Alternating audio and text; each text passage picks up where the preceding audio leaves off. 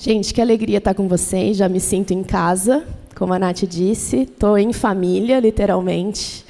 A tia Fátima e o Henrique foram meus padrinhos de casamento. Sou casada com o Paulo, que é filho da Emília, também aqui de Niterói. Então, Niterói tem um lugar muito especial no meu coração. Deixa eu só abrir um pouquinho essa água, que minha voz já está falhando no começo. Então, vou precisar ficar bebericando aqui.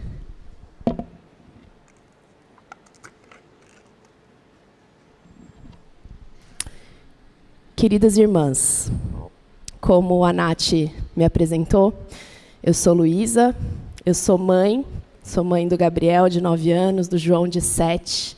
Moro lá em São Paulo, capital, sou paulistana, mas morei muito tempo em Campinas, e depois voltei para São Paulo. Lá a gente congrega na comunidade presbiteriana da Vila, o Paulo é pastor auxiliar lá, ministro de louvor, e eu faço parte da equipe ministerial, aconselhando mulheres, ensinando mulheres.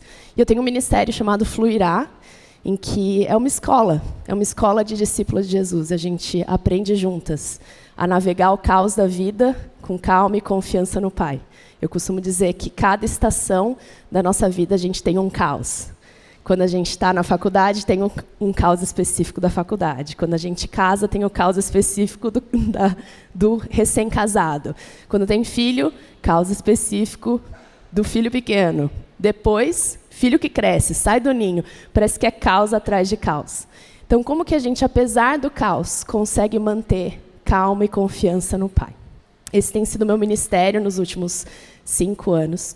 E é uma alegria estar aqui com vocês para compartilhar um pouco do que o Senhor tem falado ao meu coração e que eu tenho certeza que é o que o Senhor quer falar com o coração de vocês. Porque, como a Kátia disse, eu permaneci muito tempo em oração, pedindo que o Senhor revelasse exatamente o que o Senhor quer falar para as mulheres de Niterói, para as mulheres que estão aqui hoje. E que seja assim, que seja o Espírito Santo a falar com o coração de vocês. Eu queria pedir que vocês abrissem no Salmo 34. Eu vou ler na nova versão internacional.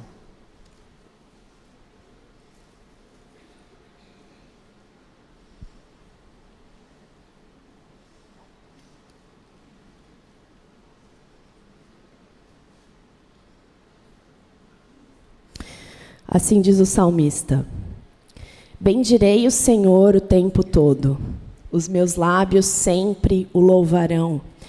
Minha alma se gloriará no Senhor. Ouçam os oprimidos e se alegrem. Proclamem a grandeza do Senhor comigo. Juntos exaltemos o seu nome. Busquei o Senhor e ele me respondeu. Livrou-me de todos os meus temores. Os que olham para ele estão radiantes de alegria. Seus rostos jamais mostrarão decepção. Este pobre homem clamou, e o Senhor o ouviu, e o libertou de todas as suas tribulações.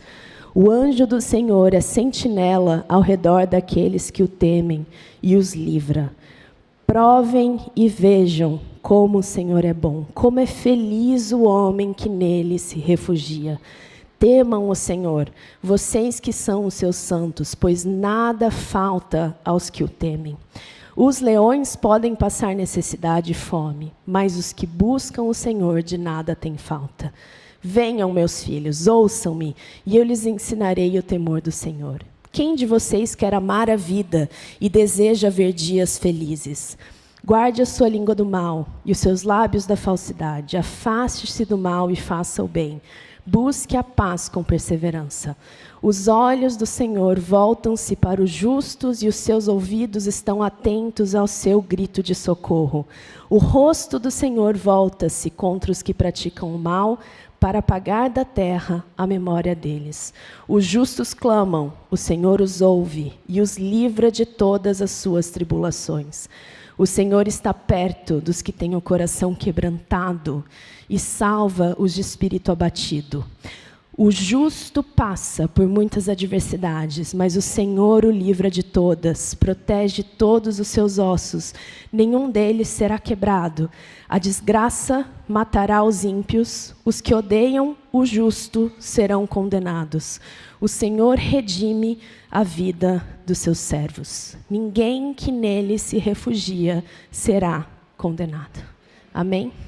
Que o Senhor, o Espírito Santo, ilumine o nosso coração para a gente entender aquilo que Ele está querendo nos revelar através da palavra dEle hoje. Eu queria começar te perguntando, e eu quero que você seja brutalmente honesta.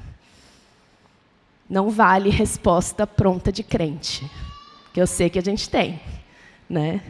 Eu sei que a gente tem o versículo afiado lá para responder, e agora eu quero que você seja brutalmente honesta. O que te falta?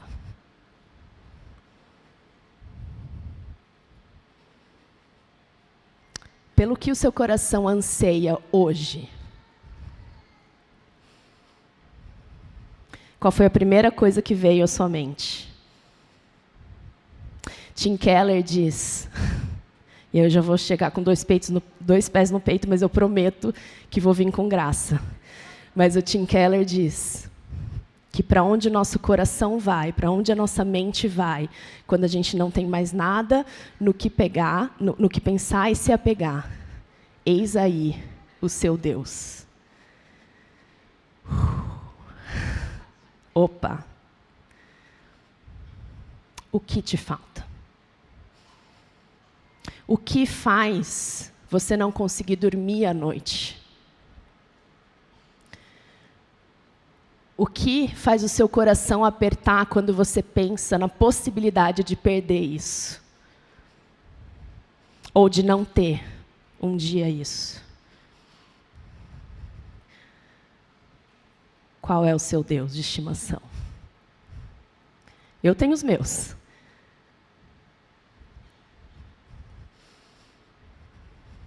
Eu tenho os meus deuses de estimação. Que eu começo a chorar só de pensar. Meus filhos, minha família, meu ministério, coisas boas dadas por Deus, mas que podem fazer o nosso coração ansiar. O que nos falta? O que nos falta para uma vida plena hoje? E eu queria trazer uma ilustração, uma história, uma parábola, uma fábula.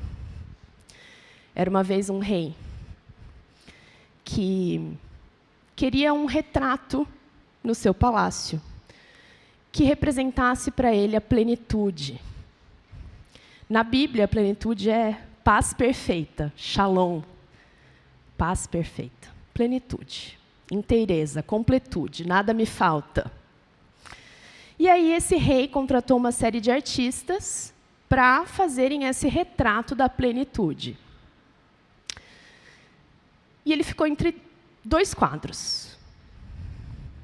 O primeiro deles, vou tentar fazer vocês tentarem adivinhar. Qual é o retrato da plenitude?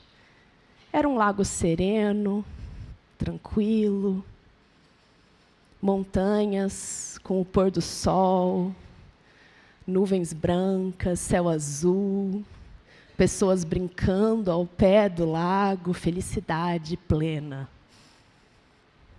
Esse era um dos quadros. O outro quadro também tinha montanhas, mas eram montanhas cinzentas. O céu também estava aparecendo, mas era um céu cinza, cheio de nuvens, cheio de trovões. O lago não estava tão sereno, porque tinha uma cachoeira batendo no fim do lago. Mas do lado da cachoeira, tinha uma fendazinha na pedra. E nessa fenda, tinha uma mamãe pássaro, num ninho, com seus filhotinhos. E essa mamãe pássaro estava serena. Adivinhe qual dos quadros o rei escolheu? O segundo. E quando ele escolheu o segundo, todo mundo questionou, mas esse não é o retrato da plenitude. Esse não é o retrato da perfeita paz. E o rei respondeu, Plenitude não é algo exterior. Não é você estar num lugar em que as circunstâncias cooperem para a sua plenitude interior. Plenitude significa estar no meio disso tudo e ainda assim estar com seu coração satisfeito e seguro. Quantas vezes a gente coloca a nossa expectativa de plenitude em coisas que vão acontecer? Num diploma, num casamento, numa promoção, numa casa nova? Coisas, circunstâncias que são como pó, que uma hora estão aqui, outra hora não estão. A nossa plenitude, a nossa satisfação não pode estar nas circunstâncias que a gente olha ao nosso redor. Porque senão a gente vai ficar indo com o vento das circunstâncias. E aí eu quero voltar para o Salmo 34.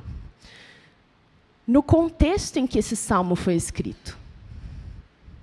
Quem está com a sua Bíblia em papel aí, se você ler no comecinho, fala que foi escrito quando Davi teve que se fazer de louco para fugir de Abimeleque.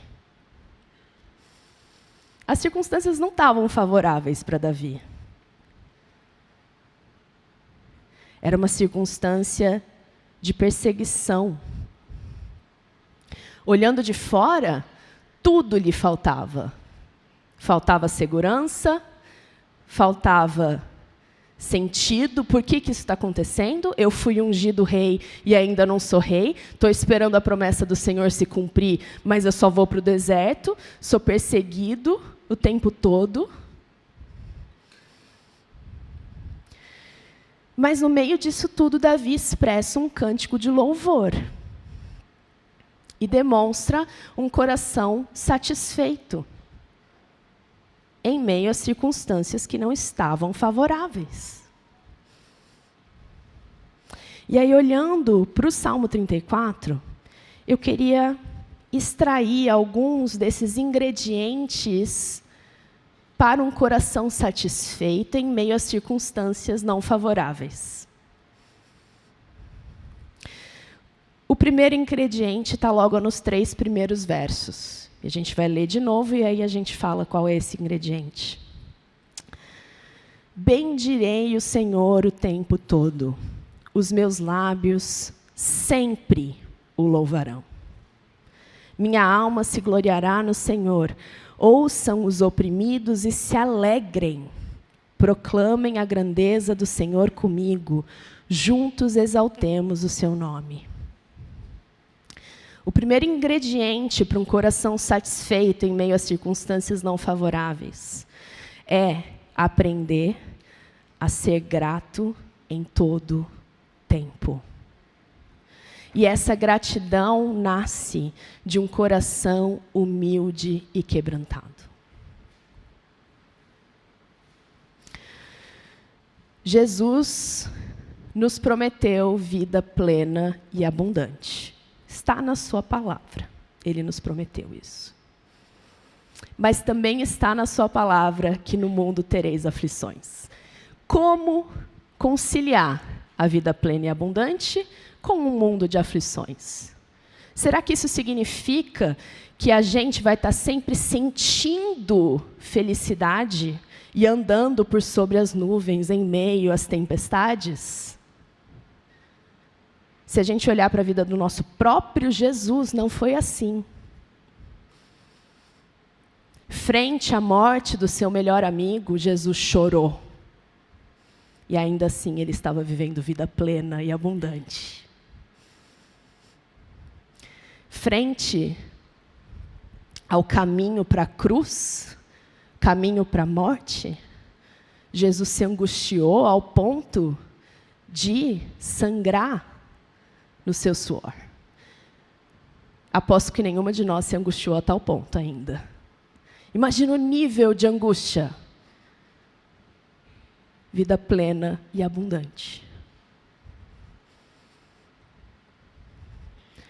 O que será, então, que é o paradigma de vida plena e abundante? se não é estar sempre feliz, estar sempre se sentindo bem?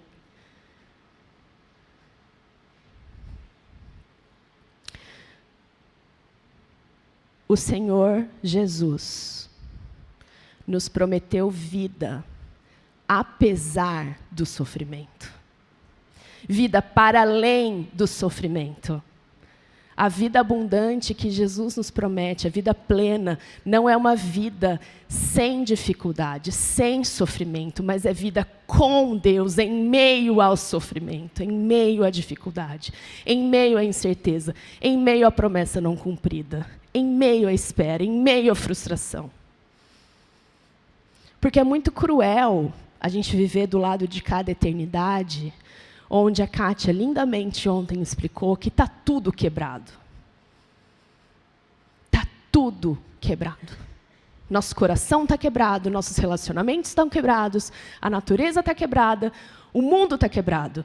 É cruel a gente ficar esperando satisfação plena num mundo quebrado.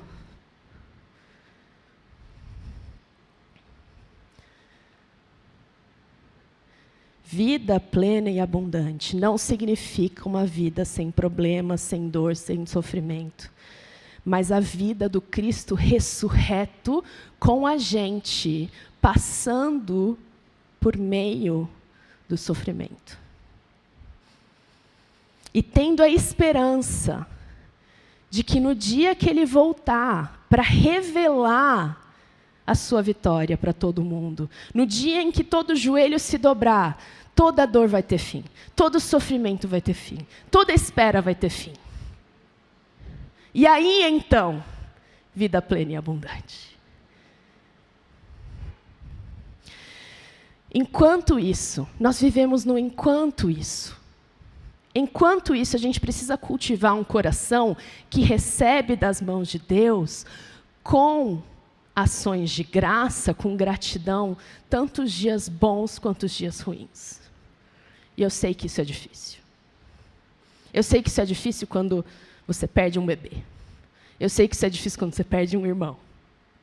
Eu sei que isso é difícil quando você está tendo que lidar com o dinheiro contado porque o emprego não vem. Eu sei que isso é difícil. Mas o Senhor não perdeu o controle da história. E a história não é só sobre isso, esse é um capítulo muito específico da história. Comparado com a eternidade, gente, é tão breve como uma folha que está passando, como um vento que está soprando. A gente precisa cultivar um coração que anda com Deus, reconhecendo a graça de Deus, independente da circunstância. A graça que está sendo derramada continuamente sobre nós. A gente precisa cultivar um coração quebrantado e humilde, a gente cantou isso esses dias aqui, que consegue entender que Deus não lhe deve nada. Quantas vezes a gente fica frustrado com Deus? E a gente, eu, tá? Quando eu digo a gente, eu me incluo. Não estou falando aqui de um lugar de alguém que não sofre todas essas coisas. Quantas vezes a gente não se apresenta para Deus, diante de Deus, e falando, Senhor, mas eu tenho feito tudo, por quê? Por que eu? Por que ainda não? E eu acho interessante a resposta de Deus para Jó, né? Quando Jó questiona Deus sobre o porquê do sofrimento. E Deus não responde. O que Deus fala é, Jó, se você conseguisse ver da minha perspectiva, talvez você conseguisse entender um pouquinho, mas você não consegue. Então, você tem duas escolhas. Ou você confia que vai dar bom no final da história, porque eu sou bom, mesmo que o meio do caminho pareça que não está indo para um lugar bom. Ou então, eu sou um carrasco. Isso é viver pela fé. Deus não vai explicar. Vai ter muita coisa que Deus não vai explicar. E que a gente vai ter que escolher confiar. Deus não lhe deve vida. O fato de você ter acordado hoje já é misericórdia de Deus. Deus não lhe deve saúde. Deus não lhe deve sustento. Pelo contrário, se Deus fosse nos dar o que a gente merecia, a gente já estaria dizimada. Tudo é graça. Tudo é graça. O primeiro ingrediente para um coração contente, satisfeito, pleno, mesmo em meio a esse tempo, na era do vazio, na era em que está tudo quebrado, em que a gente não vai conseguir, através das circunstâncias exteriores, alcançar a plenitude que a gente deseja. É cultivarmos o hábito de reconhecer que tudo é graça. E de maneira prática, que pode estar parecendo muito abstrato isso, de maneira prática, eu quero que você inspire agora.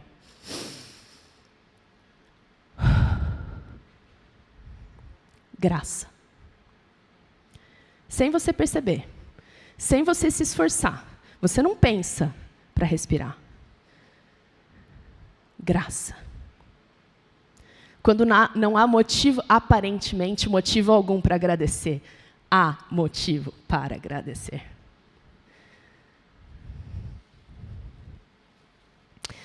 Segundo ingrediente para um coração satisfeito. Vamos continuar a leitura aqui do versículo 4 ao versículo 10. Busquei o Senhor e Ele me respondeu. Livrou-me de todos os meus temores. Os que olham para Ele estão radiantes de alegria. Seus rostos jamais mostrarão decepção. Este pobre homem clamou e o Senhor o ouviu e o libertou de todas as suas tribulações. O anjo do Senhor é sentinela ao redor daqueles que o temem e os livra. Provem e vejam como o Senhor é bom, como é feliz o homem que nele se refugia. Temam o Senhor, vocês que são os seus santos, pois nada falta aos que o temem. Os leões podem passar necessidade e fome, mas os que buscam o Senhor de nada têm falta. O segundo ingrediente para uma vida de satisfação em meio a uma era que vai ficar te oferecendo soluções vazias para essa satisfação,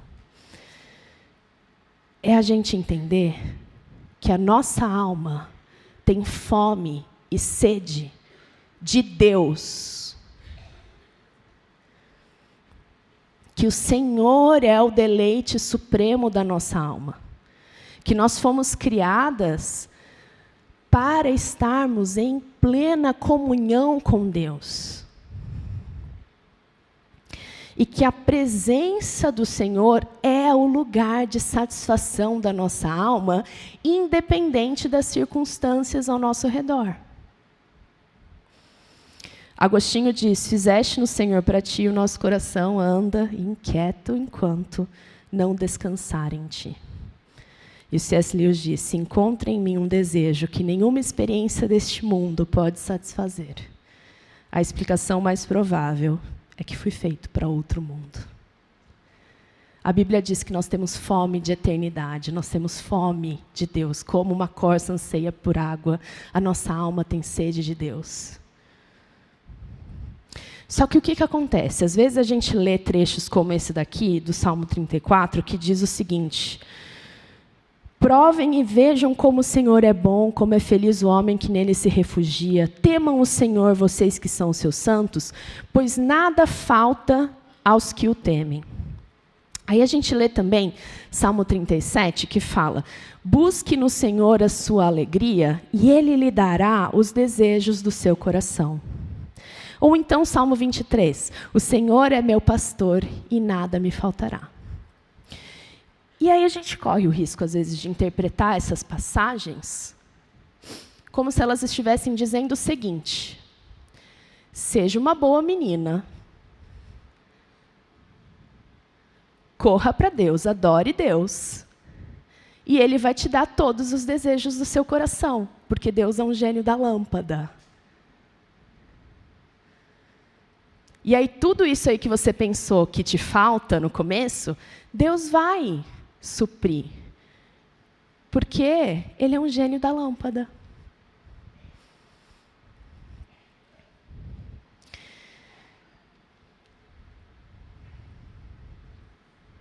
Deus supre todos os desejos do nosso coração, porque tudo que o nosso coração deseja é Ele.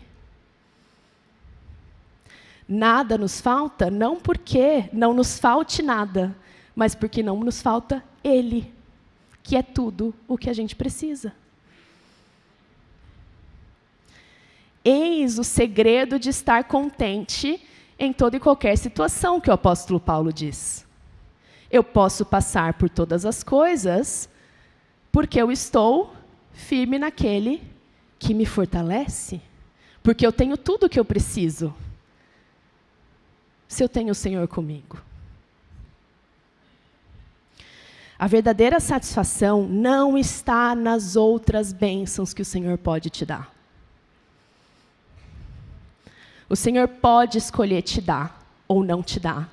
Ele ainda assim vai ser bom e suficiente. A nossa vida não é abençoada só quando a gente tem as coisas que a gente tanto deseja. Eu acho um perigo, gente, quando alguém recebe alguma coisa e a gente fala, que bênção!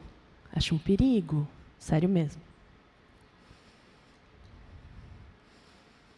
Porque bênção não é só aquilo que a gente recebe. E aqui eu vou abrir uma coisa para vocês. Nós fazemos parte da história de Deus, certo? Certo? Quem é a protagonista da sua história? Deus. Jesus. E qual é a história que Deus está escrevendo? Ela já terminou? Eu não sei quanto a vocês, mas às vezes eu me perguntava, Jesus, por que... Eu dando ideia para Jesus, né? Jesus, eu resolveria diferente? Eu viria, acabaria com o mal e pronto, céu, felicidade, plena. E às vezes eu ficava, Jesus, por que o Senhor já não veio na primeira vez e já inaugurou o reino e finalizou com tudo? Plenitude. Por que o Senhor teve que... Por que a gente está vivendo esse tempo aqui? Em que a gente já está experimentando da antecipação do reino e a gente está aguardando a vinda do rei para então vivermos plenamente com ele. Por que esse tempo de agora? Por quê? Porque já e ainda não.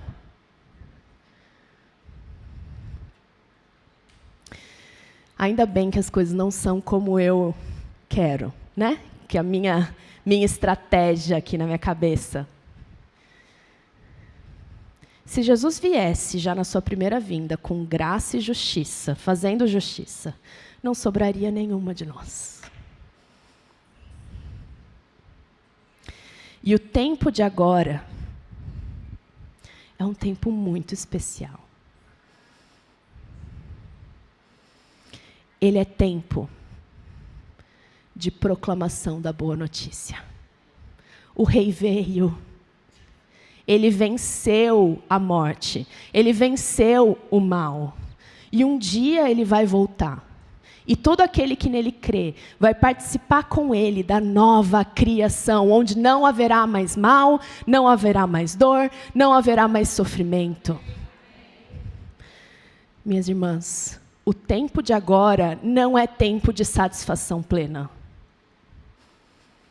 A cultura ao nosso redor vai ficar nos tentando a achar que é só mais aquilo, é só mais aquilo outro. E aí, então, eu vou ter o conforto que eu quero, eu vou ter a plenitude que eu quero. O tempo de agora é um tempo de missão. E o sofrimento de agora aponta para a necessidade do tempo que vai vir. E nós, como cristãs, sofremos também. Por estarmos em Cristo, nós não estamos isentas das dificuldades. E as dificuldades que a gente vivencia são uma forma da gente se compadecer de um mundo que está gemendo de dor. E que a gente fala, eu também estou gemendo de dor, mas eu tenho uma esperança. Apesar da dor, em meio à morte, em meio ao sofrimento, em meio à injustiça, eu tenho uma esperança, porque eu tenho um rei que vai voltar. E no dia que ele voltar, paz, plenitude, justiça. Então, frente a essa perspectiva de que o tempo de agora não é de satisfação, sigam minha linha de raciocínio. Não são só as coisas boas que são bênçãos. As dificuldades também são bênção. Porque elas são o quê? Oportunidades do quê? De proclamarmos nosso Cristo. De apontarmos para a satisfação que vai ter em Cristo. Nós estamos em missão. E em meio, só que o Senhor é tão gracioso que em meio a esse tempo de coisas quebradas, esse tempo em que a gente vai experimentar dor, a gente não experimenta só dor, não é mesmo? Existem coisas ainda belas, existem coisas ainda boas, existem coisas ainda gostosas. E são essas coisas que correm o risco de se tornarem nossos deuses. A partir desse princípio da gente buscar o Senhor como bem supremo da nossa vida, eu queria propor para você uma prática, que é a seguinte. Quando Deus diz, fazei tudo para a minha glória, quer comamos, quer bebamos, às vezes a gente leva para um lugar de eu vou trabalhar para que Deus seja glorificado. Também é. Mas também é, gente, que comida gostosa, glória a Deus. Gente, que praia linda que eu estou indo agora, glória a Deus que fez essa praia. Esse é um exercício da gente encontrar a glória de Deus e encontrar satisfação no Senhor por meio das coisas boas que o Senhor criou. Gente, que sorriso lindo esse do meu filho. Foi Deus quem fez. Glória a Deus. E isso vai sendo como remédio para a nossa tendência à idolatria. E vai satisfazendo o nosso coração. Senhor, eu convivo com a falta. Eu vou conviver com essa falta até o Senhor voltar. Mas em meio a esse convívio com essa falta, existem tantos motivos para encontrar a sua glória que está repleto aqui. Terceiro ingrediente para a gente cultivar um coração satisfeito no Senhor. Versículos 11, 12 e 13. Venham, meus filhos, ouçam-me, eu lhes ensinarei o temor do Senhor. Quem de vocês quer amar a vida e deseja ver dias felizes? Guarde a sua língua do mal, os seus lábios da falsidade, afaste-se do mal e faça o bem, busque a paz. O terceiro ingrediente para uma vida satisfeita está linkada com tudo isso que a gente tem falado, de gratidão, de buscar satisfação no Senhor. Mas aí entra um outro ponto que é o temor do Senhor. Temer o Senhor. E esse temor do Senhor não é ter medo de Deus. Porque Deus não é para nos dar medo. 1 João, perfeito amor lança fora o medo, porque o medo pressupõe castigo. Deus não é um juiz que está com um caderninho anotando as coisas boas e ruins que você fez ou deixou de fazer, para te recompensar ou não, de acordo com a sua boa performance. O Deus revelado na Bíblia é um Pai bondoso, gracioso, misericordioso, pronto a perdoar, lento para se irar, cheio de bondade e fidelidade, cheio de amor leal. Ele é um pai que, frente ao seu filho pródigo, corre em direção ao filho. Perde a sua dignidade, perde a compostura e corre na direção do filho, que estava longe. É um pai que, frente ao filho que ficou, que era o certinho, bonzinho, que fala, poxa, pai, o fulano sai, você corre na direção dele, dá um banquete, eu estou aqui o tempo todo, o senhor não me dá banquete? O pai fala, filho, tudo que eu tenho é teu. Deus fala, tudo que eu tenho é teu. Esse é o Deus da Bíblia. Deus que transborda generosidade, amor, compaixão. Frente a isso, esse temor que a gente deve a esse Deus não é medo, mas é reverência. É entender, o Senhor é grande, o Senhor entende coisas que eu não consigo entender. E eu vou escolher o caminho da confiança frente à minha dúvida, frente à minha incerteza. É se maravilhar diante dessa grandeza. É entender o seu tamanho frente ao tamanho de Deus. E o último ingrediente, mas o mais importante. A gente vai continuar lendo o Salmo, que diz, os olhos do Senhor voltam-se para os justos e os seus ouvidos estão atentos ao seu grito de socorro. O rosto do Senhor volta-se contra os que praticam o mal, para apagar da terra a memória deles. Os justos clamam, o Senhor os ouve e os livra de todas as suas tribulações. O Senhor está perto dos que têm o coração quebrantado e salva os de espírito abatido. O justo passa por muitas adversidades, mas o Senhor o livra de todas. Protege todos os seus ossos, nenhum deles será quebrado.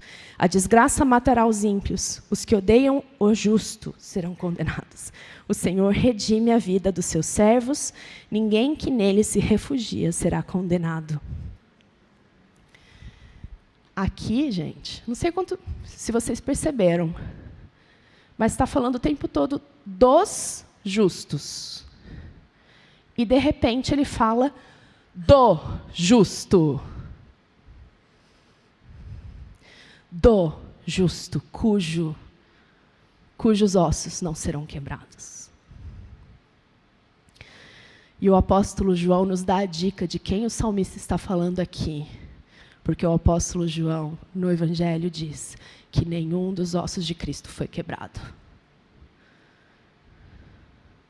O salmista está apontando aqui para o justo, que é a plenitude de Deus. O nosso Cristo, o nosso Jesus que veio, viveu a vida que a gente vive. Uma vida de dor, uma vida de sofrimento, uma vida de falta. Ele, sendo Deus, se esvaziou. Não considerou que o ser igual a Deus era algo a que ele devia se apegar, mas se esvaziou e veio na forma humilde de homem e aceitou a morte, morte de cruz. Ele morreu a morte que a gente deveria ter morrido. A morte que a gente merecia, se Deus fosse dar o que nos deve. Mas ele ressuscitou. Ele hoje reina. Hoje toda a autoridade lhe foi dada. Todas as coisas estão sob o domínio dele. Um dia ele voltará para revelar o seu governo. E no dia que ele for revelado, não vai ter um joelho que não vai se dobrar diante dele. Enquanto isso, no mundo tereis aflições, mas tende bom ânimo, porque eu venci o mundo. E eu estarei contigo até o fim dos tempos. E Jesus fala, é melhor que eu vá, porque se eu não for, o Consolador não pode vir. Ele não nos deixou sozinhas. Cristo é a plenitude de Deus. Nós experimentamos a antecipação da glória que um dia a gente vai experimentar na presença de Deus. Satisfação plena, duradoura, sem fim. Colossenses 3:3-4 diz, pois vocês morreram, e agora a sua vida está escondida com Cristo em Deus. Quando Cristo, que é a sua vida, for manifestado, então vocês também serão manifestados com Ele em glória. Nós aguardamos ansiosamente a vinda da nossa vida.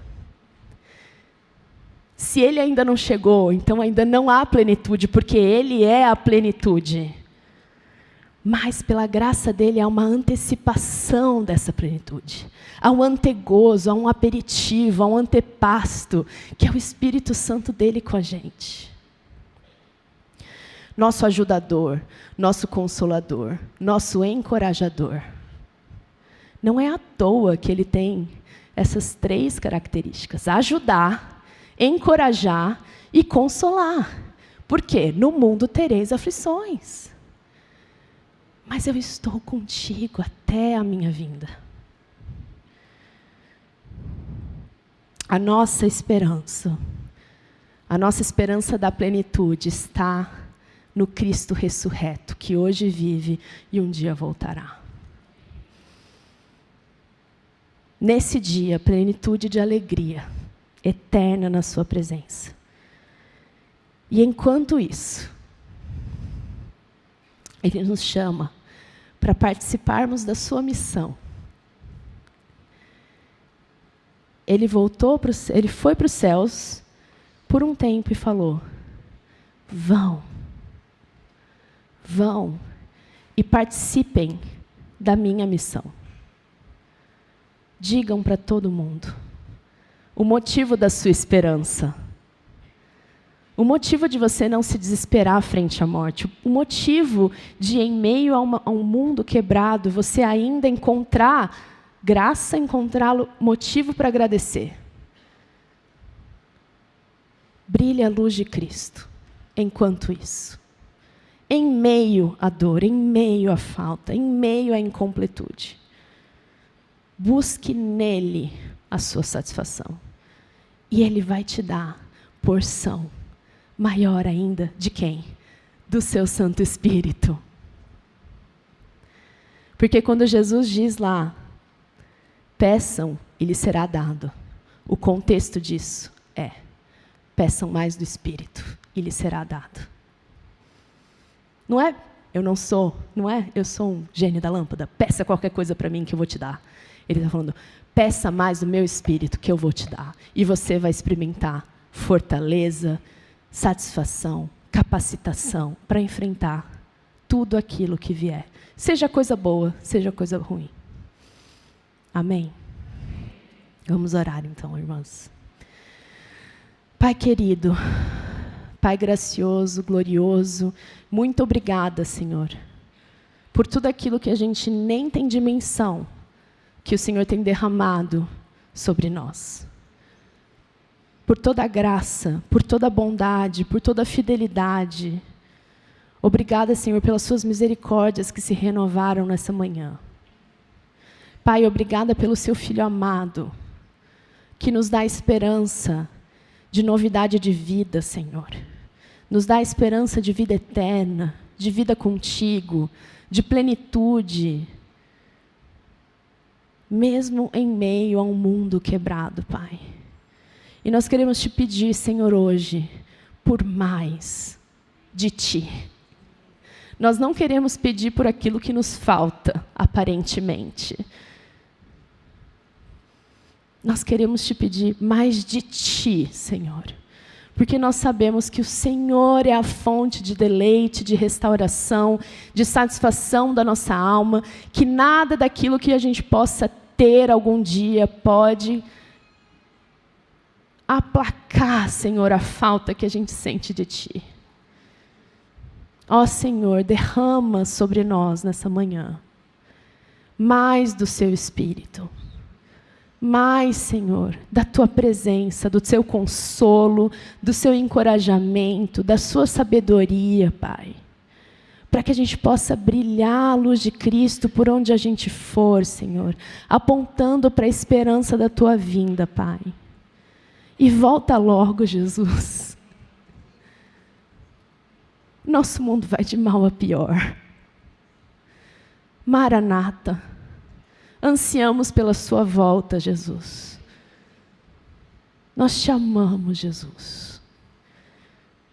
Queremos mais de ti. Queremos brilhar a sua luz.